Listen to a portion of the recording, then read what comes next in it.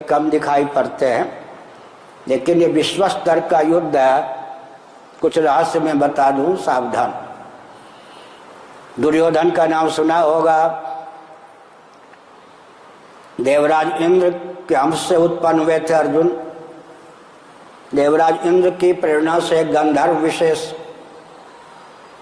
गंधर्वराज दुर्योधन जब पांडवों को चिढ़ाने के लिए जहां वन में रह रहे थे वहां आ गया। कर्ण के साथ, अपनी श्रीमतियों के साथ, भाइयों की बहुओं के साथ, पत्नियों के साथ आ गया। वो सब आकर द्रौपदी को चिढ़ाने लगी, इन वनवासियों का साथ और दो,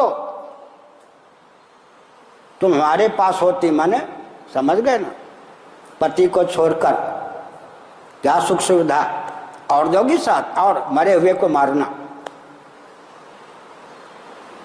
इससे ज्यादा चिढ़ा के चली गई। वो अपना सरोवर में जलाशय में विहार करने लगा मस्त मौला। देवराज इंद्र की प्रेरणा से गंधर्वराज आया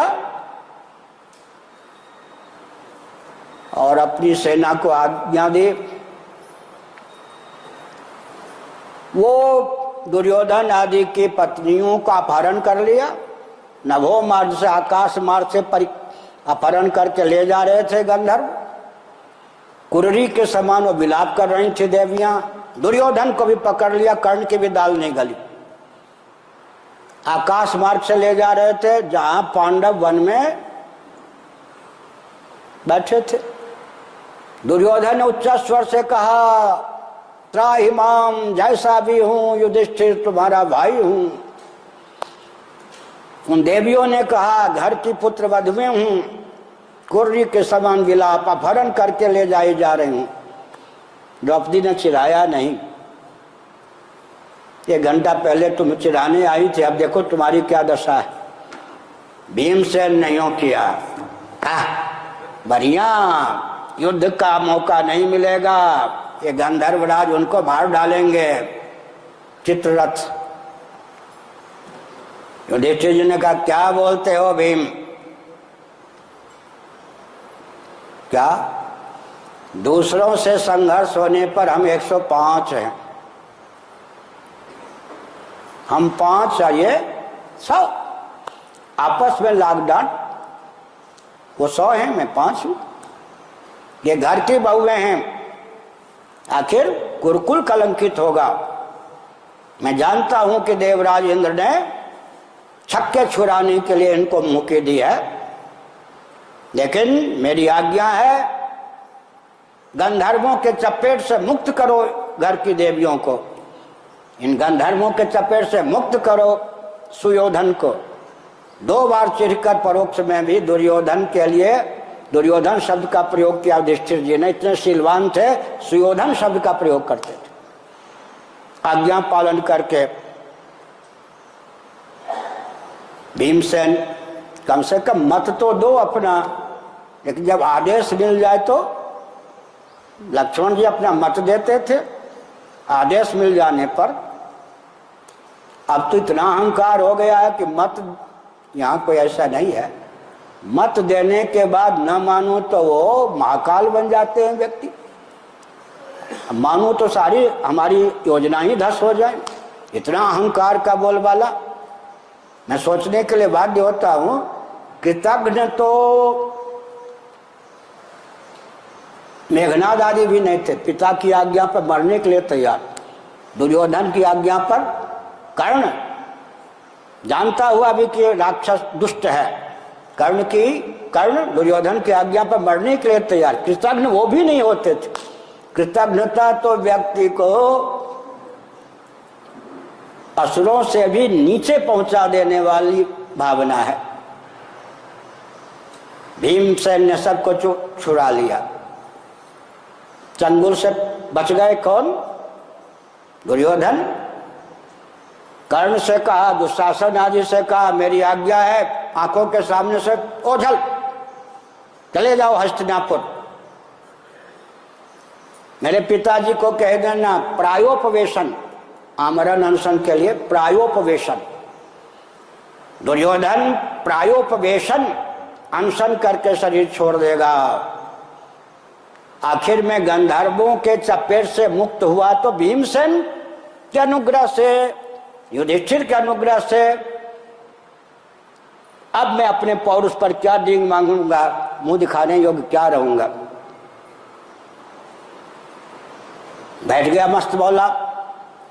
इतनी त्योरी चढ़ी हुए थे, कर्ण भी मना नहीं सका। रात हुई, पाताल से नीचे के लोगों से असुर लोग आ गए। सुनिए, मैं संकेत में बोल रहा हूं, भी हो क्या रहा है, होने क्या जा रहा है। ये सामान्य युद्ध की तैयारी नहीं है, ये भयंकर विश्व युद्ध की तैयारी है। थोड़े दिव्य दृष्टि से देखिए क्या हो रहा है, क्या होने वाला है।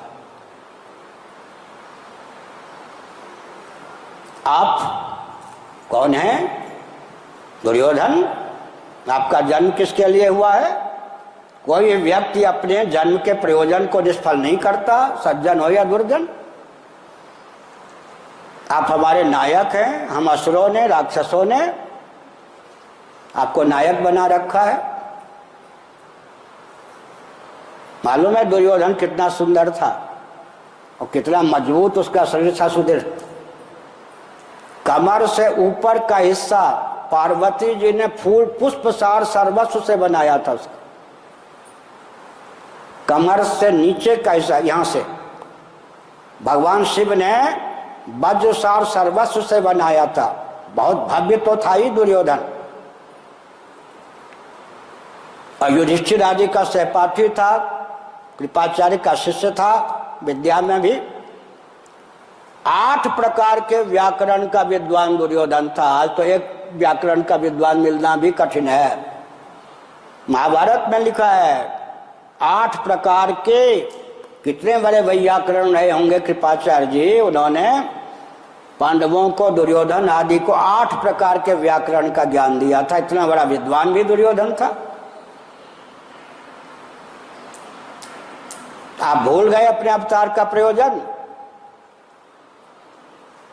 फिर दुष्ट जो बोलते हैं उनकी बुद्धि विपरीत होती है। आपके नेतृत्व में दानव सेना जीतेगी, चलिए अनशन छोड़िए, युद्ध कीजिए, आप इनको मारने में समर्थ होंगे।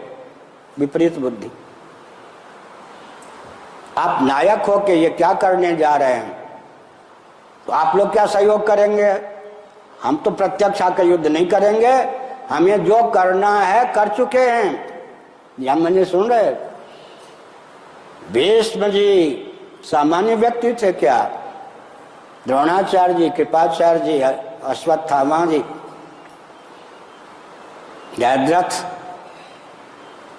इन सब के शरीर में हम घुस चुके हैं। संकेत आया। इतनी क्रूरता का युद्ध भूमि में ये परिचय देंगे कि लगेगा नहीं कि इनके पोते हैं पांडव भीष्म जी के। इतनी क्रूरता का परिचय देंगे, लगेगा नहीं कि अर्जुन आदि इनके शिष्य हैं द्रोणाचार्य को लेकर। हम सब इनके हृदय में बैठ चुके हैं। अब बैठने लगे, हमने संकेत किया, हम सब इनके हृदय में बैठ चुके हैं। तो आगे दुर्योधन का शोक दूर हो गया, मोछ पे ताव फेरता हुआ, बस आ गया, अनशन छोड़ दिया। जो युद्ध की तैयारी हुई, आगे जो घटना घटी हमने बताया। इसलिए बाहर से कोई चाल पल ज्यादा न दिखने पर भी अंत में एक संकेत करें, एक भी मनुबाजी बचेगा। मनु का अर्थ कल मैंने परसों बताया था, मंत्र और मंत्रविद का नाम मनु होता है। मनु देवता तो हुए ही हैं। मनुष्यों के पूर्वज, स्थावर जंगम प्राणियों के पूर्वज का नाम मनु। एक भी मनु बचेगा, माने वैदिक संविधान का रचयिता, उसके पालन करने वाला बचेगा एक भी, तो हम लोगों की दाल नहीं गलेगी। पूरे विश्व की यह मान्यता है। इसलिए किसी मनुवादी को सुरक्षित मत रहने दो। तदनुकूल व्यासपीठ को ढाला गया है। ध्यान गए ना?